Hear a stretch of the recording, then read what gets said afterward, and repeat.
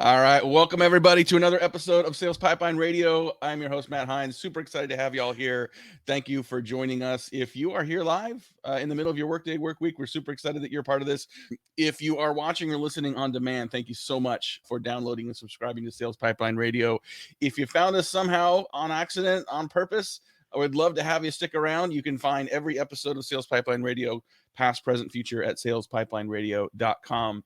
Always trying to feature some of the best and brightest minds in B2B marketing to help you think better, market better, sell better. Very excited to have back on the show Jeb Blount, CEO of Sales Gravy. Jeb, how you doing, man? I'm doing pretty good, man. It's been a long time. It's been way too long. Since you're in your studio, I assume it means you're home, which means that is a rare event, because I feel That like is, every time I see or hear from you, you're in an airport or in a boardroom somewhere. For the half of a person who doesn't know Jeb Blount, can you just quickly give an introduction yourself? I'm the CEO and founder of Sales Gravy. We're an international sales training and go-to-market consulting company. We work with sales teams truly all over the globe, everywhere except for Antarctica, but I'm working on that. And you're right, I do travel a lot. I think I've spent 154 nights so far this year on the road. I've had a couple of months where I've been able to focus and write, but next week it's all the way to Christmas. I'm going to be pretty much gone. I'm a lifelong marketer. Didn't carry a bag until 16 years ago when I started a business. And then once you have your own business, you very much are in sales. And as a lifelong marketer, I try to spend as much time as I can learning about sales and learning from people that are sales experts. And when those people ask me, like, who are the people you read and listen to the most? Of the top 5 people, 2 are on that book right there. You and Anthony Iannarino, who I've just learned a ton from. I have no idea how you, with all that schedule, have time to churn out the volume and quality of the books that you do. You've written a number of amazing books around prospecting, selling strategy. You had a book around selling in the pandemic. And not surprisingly, the new book is focused on how to leverage AI in sales. There's so much noise around AI overall in business, and especially around sales. I was told a year and a half ago that by now, physical sellers, inside sales, BDRs would be gone. Hasn't happened. Those that aren't using AI, I think, are quickly at a disadvantage. Tell me a little bit about your perspective and what you're seeing in sales relative to AI. Yeah, it's true. Let's maybe back up. We'll talk about marketing and sales and AI and how it all fits together.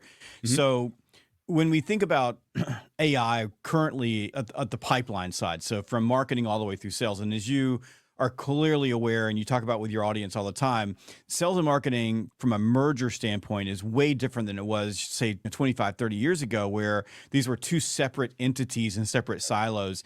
These days, there's a mash where marketing flows into sales because you're so responsible for leads and lead generation.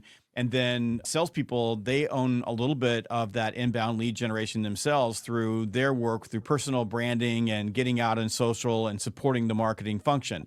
And when you get those 2 things working together really well, it's powerful. When my marketing team, my sales team are all working in the same direction and we're looking at the world as one funnel or one path for prospects, it works great. I think AI right now, from an impact standpoint, is having a greater impact on marketing than it is on sales. And the reason is that with marketing in particular, when it comes to lead generation, you've got content creation, which is something that AI is pretty good at with some human help, human shepherding. So you're able to create a lot of really good content with fewer human beings because AI picks up a lot of the heavy lifting, and the humans are able then to use their creativity to further craft that content to make it more powerful. I think AI is doing a really good job in terms of signaling intent and helping us understand where to target and micro target prospects that are moving into buying windows that they may not even know they're moving into the buying window, but their breadcrumbs that they're leaving online are giving those clues. And smart marketers are able to grab that information and then build marketing campaigns around that. We're even seeing it just in our ability to work in social, which is, again, inbounds for content creation, but I've got one person doing the job that I would have had to have 10 people doing even 3 years ago in order to create the volume of, say, video content that we're able to build. Now, humans built the video content to begin with, but AI does a very good job of mashing it up. And there's a great deal more in terms of the way that AI is able to look at the entire marketing and inbound top of the funnel landscape. When it comes to sales, it's a little bit of a different animal. This idea that AI is going to take over sales, or you're going to need fewer salespeople because of what AI can do, it's absolutely ludicrous. And we've already proven it. So you'll recall that ChatGPT hit my radar hard. It was already out there, but January of 2023, we all woke up and we essentially had let AI out of Pandora's box. It had opened. And we started seeing what it could do. And I will never forget this because I was laying in bed. I talk about this in the book with my wife. We're about to go to bed, but we're on our phones, which was what couples do when you've been married for 30 years. And I typed in to ChatGPT. I'd read an article about it in Wall Street Journal. I typed in, hey, write a story about Mr. Wilson's foxhounds and the swamp cat, bobcat or whatever. And this thing pumped out the story. And I showed it to my wife, and she's go, there's no way a effing robot wrote that. I mean, she was like completely, there's no way a robot wrote this. I knew at that moment that things had changed. Yeah. Well, flip forward a couple of months, and what do you have? You've got tech entrepreneurs who are going out to sales teams and saying, AI will handle all your prospecting for you, which essentially meant that we are going to deploy spam bots to send email to people. Yeah. Well, AI didn't sleep, so it can do this relentlessly. And within 9 months, that group of people essentially has killed one-to-one prospecting via email. It's almost dead. Sales teams everywhere, no matter where you go, they will tell you that it's dead. Now, bulk email, the type of email that marketers typically do that are built around newsletters or in e-commerce, they're built around particular products, that hasn't necessarily yielded less results. Our bulk email that we use as a marketing channel is doing just as well as it's always done before. But prospecting emails, you're lucky if any executive opens them anywhere because of the way we look at AI. When we know a robot did something, everything else that looks like that becomes suspect, so we just ignore it all. I've had people tell me that we're going to get rid of all the BDRs. All the outbound prospecting is going to be BDRs. Now we're talking about the robots are going to call people up and they're going to have conversations with them. There's a couple of companies out there doing that. That will end badly too. There's another company that is duplicating their sellers' voices and then using that to send voicemail. That will end badly too, because the robot will overdo everything. And I'm going to give you a really good example of this, Matt, that if you're a marketer and you're listening to this, this should shock you because it will break your brand with executives like me. So I get this email, and I'm very, very suspect of AI-generated emails. And I usually know when they are, and I just delete and block them. And I want you to hear what I'm saying. I delete and I block. So in the old days, you would just delete. Now I delete and block because I don't want to get hit by AI-generated emails. Yeah. So I get the subject line in. I opened it because the subject line was intriguing. I turned around, was talking to Yulia, who is our producer, and I'm having a conversation with him. I turned back. I got 6 additional emails with the exact same subject line from 6 different companies who were all using this AI bot from some tech company to do their prospecting. And suddenly I realized, oh crap, it was an AI that sent me this email. So everybody else got deleted and blocked. If you're a marketer, pay attention. I blocked you. I blocked your URL. So you no longer have the ability to do any marketing to me via email because you're done forever. And I would have never done that before the age of AI. I would have just deleted a salesperson's email and they would have gone away eventually, and maybe they would have come back to me down the road when the buying cycle was better, but I would signal my disinterest by the delete. But because you're a robot, and I know that you are relentless, and I know that it is disingenuous because you're not a real person, and I know that no one actually invested in it. In fact, I don't even know if you are a real salesperson, and that's one of the things that's begun to emerge. We'll grab an email that we're interested in, and we start trying to find the salesperson on LinkedIn, and they don't exist. Or if we find them, we know that it's a fake profile. Right. Those type of things for your brand, kill your brand. And that tells an executive, I'm not going to do business with you anymore. But imagine how many times your top line URL gets blocked. And you can even do those funny things where you create another URL that you're sending email from. But even that's going to end up getting blocked. And you're going to be chasing that whack-a-mole. So this idea that you're going to replace your sales team with a robot is being proven out again and again. It's absolutely ludicrous. It's not going to work. So what we have to start thinking about when it comes to AI for salespeople is how are we leveraging AI for salespeople to take a burden off of their plate so that they can go spend more time in front of customers having real life synchronous conversations, which is what we do best and is where you as an organization are going to get a true competitive edge. Yeah. That's what we need to start thinking about. Yeah. And until robots sell to robots, which hell might be down the road somewhere, until that happens, we still want to talk to each other. We're still social animals that want to engage with each other. The volume of stuff going out right now, it is 100% true. And someone last week described it to me as the great ignore. We have created this problem where we have conditioned every decision maker to ignore virtually all of what we're sending them. You may have an authentic, good story to tell, but you're not starting from scratch building that reputation. You're starting from a negative position that other people have put you in. That you still have to dig out of. Your book, The AI Edge, and this concept of save time, sell more. When I think of that, I think of the old days when someone would spend 30 minutes researching a prospect to leave a 45-second voicemail. That doesn't scale well. That 30 minutes of research needs to now be almost instantaneous. You think about the jobs to be done to be a successful seller. How do I increase my active selling time? How do I get on the phone in live conversations with more prospects more often? The job to be done to get me there. The prospect research, the intent signals, the reason to call today versus yesterday.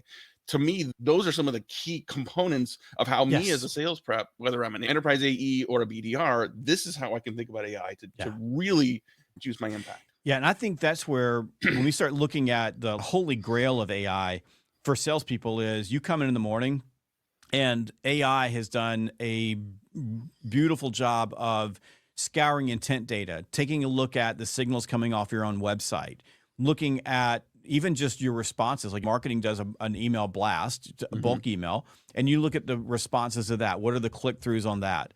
And you're looking at social, you're looking at all these pieces, and you're looking inside the CRM, and you come in as a salesperson and it says, here are the 25 prospects that have the greatest probability of moving into a buying window with you now. Call them.